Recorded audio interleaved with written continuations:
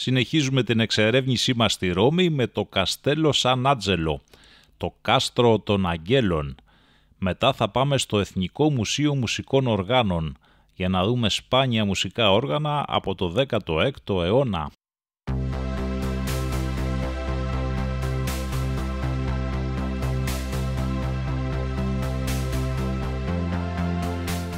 Πίσω μου ο Τίβερης με τις πολύ όμορφες γέφυρες εδώ, με τα γάλματα και τα λοιπά. Και από την άλλη μεριά είναι το Καστέλο Σαν Άτζελο.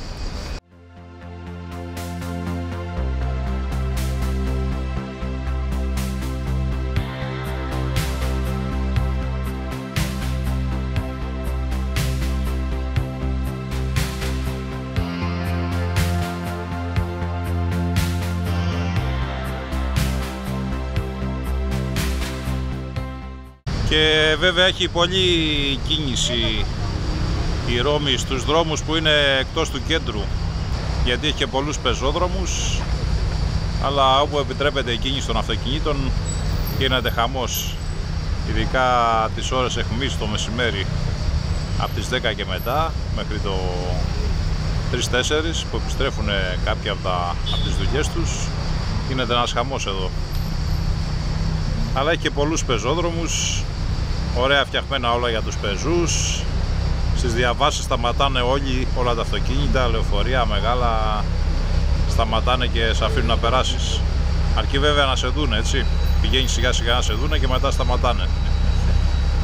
Γιατί και οι Ιταλοί είναι λίγο ζόρικοι οδηγοί. Πάνε γρήγορα πολύ, δεν σταματάνε εύκολα.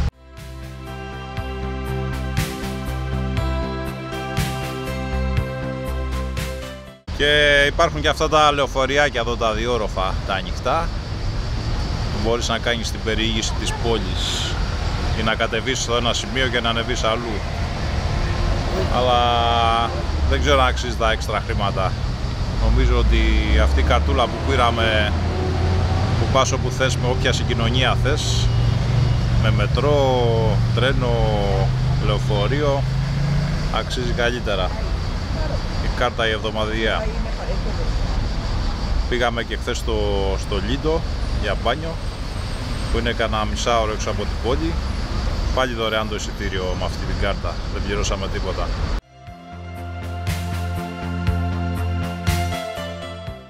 Το εντυπωσιακό λοιπόν κτίριο που βλέπουμε με το άγαλμα του Αγγέλου στην κορυφή είχε κατασκευαστεί στην αρχή σαν μαυσολείο από τον αυτοκράτορα Ανδριανό. Στη συνέχεια έγινε μέρος του τείχους της Ρώμης και αργότερα μετατράπηκε σε φρούριο, πριν λειτουργήσει ως παπική κατοικία. Η τελευταία χρήση του ήταν ως στρατώνες και στρατιωτικές φυλακές. Υπάρχει ένας θρύλος για το άγαλμα του Αρχαγγέλου Μιχαήλ, που σύμφωνα με αυτόν εμφανίστηκε στην κορυφή του φρουρίου το έτος 590. Και ως εκθαύματος έληξε τότε μια σοβαρή επιδημία πανούκλας που είχε πλήξει την πόλη της Ρώμης. Μετά από αυτό ονομάστηκε κάστρο του Αγίου Αγγέλου, Καστέλο Σαν Άτζελο, προς τιμή του Αρχαγγέλου Μιχαήλ. Και εδώ είναι, φτάσαμε στο Καστέλο Σαν Άτζελο.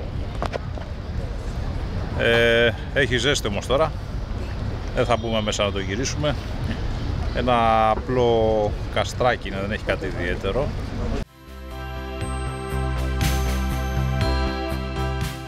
Διασχίζουμε τώρα τη γέφυρα Πόντε Καβούρ για να βρεθούμε στην άλλη μεριά πάλι πίσω από τον Τίβερη, και θα πάμε και σε μια εκκλησούλα εκεί όμορφη που βρήκαμε στο δρόμο για να θαυμάσουμε τις τοιχογραφίες και τους πίνακες που έχει μέσα αυτά τα έργα τέχνης. Είπαμε οι εκκλησίες τους είναι σαν μουσεία, έτσι, με όμορφη τέχνη μέσα και δωρεάν, δεν χρειάζεται να πληρώσεις κάτι στις περισσότερες για να τις δεις. Και κοιτάξτε και μια ωραία εικόνα, έτσι, σαν βυζαντινή μοιάζει.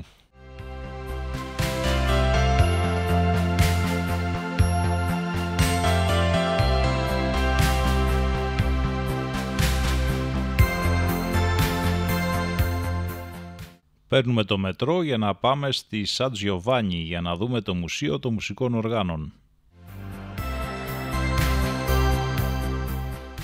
Είχα απογοητευτεί πάρα πολύ από τους καφέδες στην Ελλάδα, στην Ιταλία, γιατί ήταν αφιός ξέρω. Ναι, αυτός είναι δυναμίτης μπομπάτος.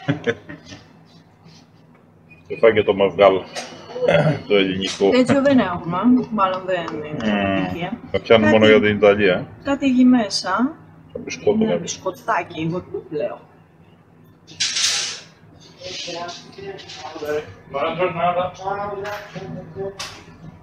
Δεν ξέρω, είναι 100% ελληνικό, Ναι, όντως. Εγώ συνάδελφοι. Είναι ένα παλιό μαγαζάκι εδώ, είναι το μπακάλικο του Ζήκου. Αλλά σε ιταλική version. Ζήκου, μη πεις τίποτα.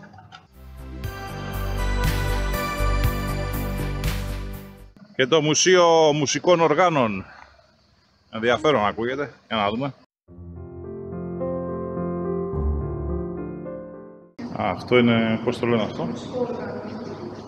Όργανο Positivo.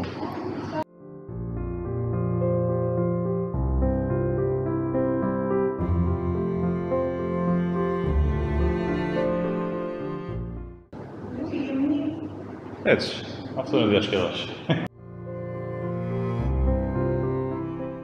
Πιάνο φόρτε.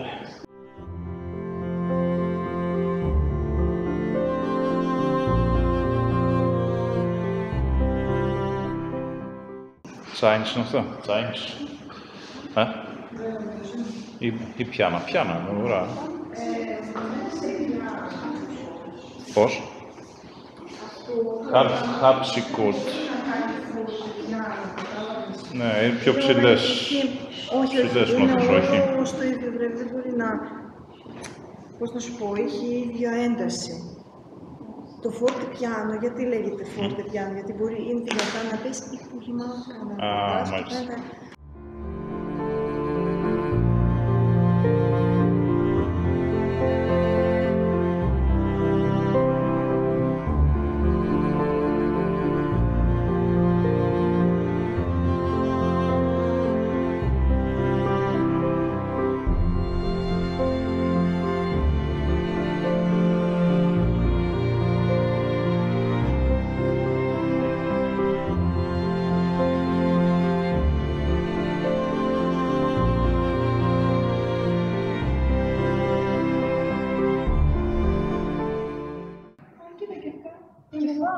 Αυτά είναι σαν λαούτα, πώς τα λέγανε. Ναι, λιούτο, λαούτο. Ποιο? Μαντολίνο. Μάντολα. Αλλά μικρό, μαντολίνο είναι μικρό. Μάντολα λέγεται το μεγάλο. Μαντολίνο είναι αυτό το μικρό. Μαντολίνο το μικρό και μάντολα είναι το μεγάλο, ναι. Αυτό είναι, όχι τσέλο, κοντρομπάσο. Κοντραμπάσο. Με 3 χόρδες, όχι 4. 4 δεν είναι κανονικά το μπάσο.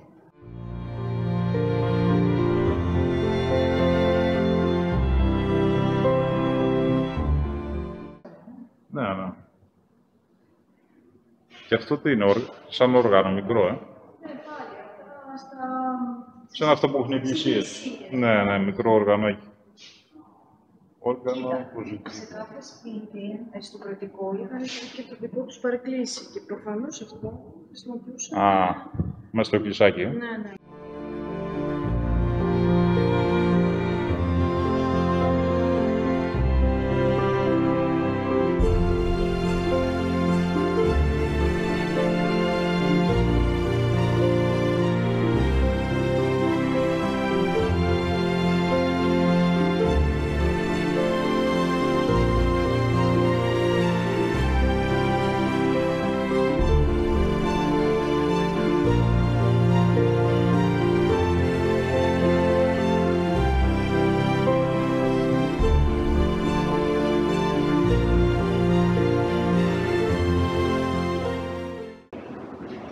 Ήταν λέει, πολύ συγκεκρισμένο στην αρχαία Ελλάδα και στους ρωμαϊκούς χρόνους.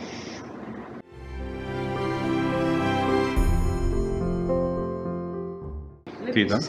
σάλες. Αυτό ήταν συνηθισμένο στην αρχαία Ελλάδα. Αυτή η διαφορετική βλέπεις, αυτό σύμφωνα με το πάχος και με αυτό φτάσει άνω διαφορετικούς ήχους. Ναι, ναι. Και αυτοί τα βάλανε ώστε και τα συνδέσανε. Πατώντας να κάνουν τον ήχο τον ανάλογο, δηλαδή, χωρίς να φυσάς. και τα πόδια εκεί. Ναι, ναι. Νομίζω και ακόμα στο όργανο της εκκλησίας. Ναι, πόδια χέρια τους. Εγώ τι ήθελα να σου πω. Αυτά είναι συνηθισμένα και απλώς το κάνω μέσα σε ένα κουτί με πλήκτρα.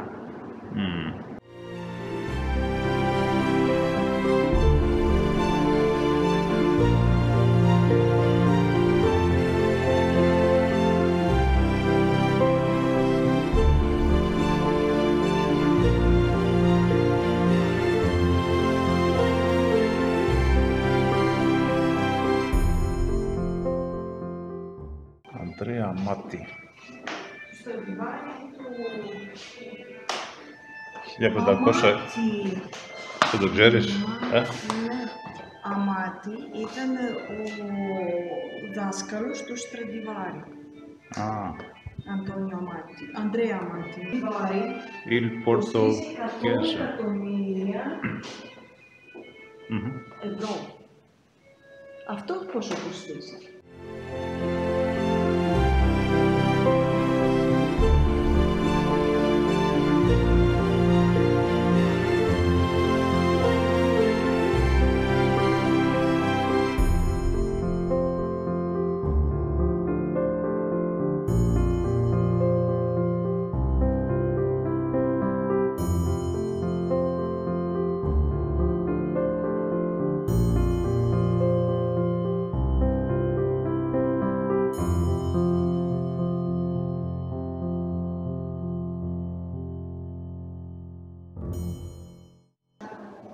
Πιάνο και λύρα, συνδυασμός, δεν ξέρω, να ξαναδείτε.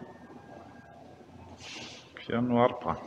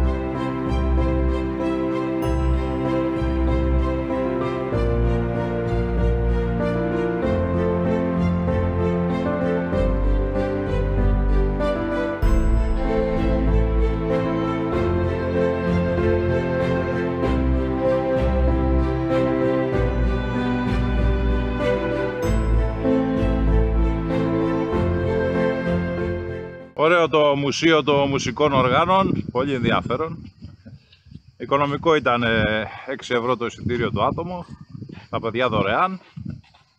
Και τώρα εδώ έχει ένα παρκάκι με παιδική χαρά και τα λοιπά. Και πάμε για το μετρό στο Σαν Τζιοβάνι.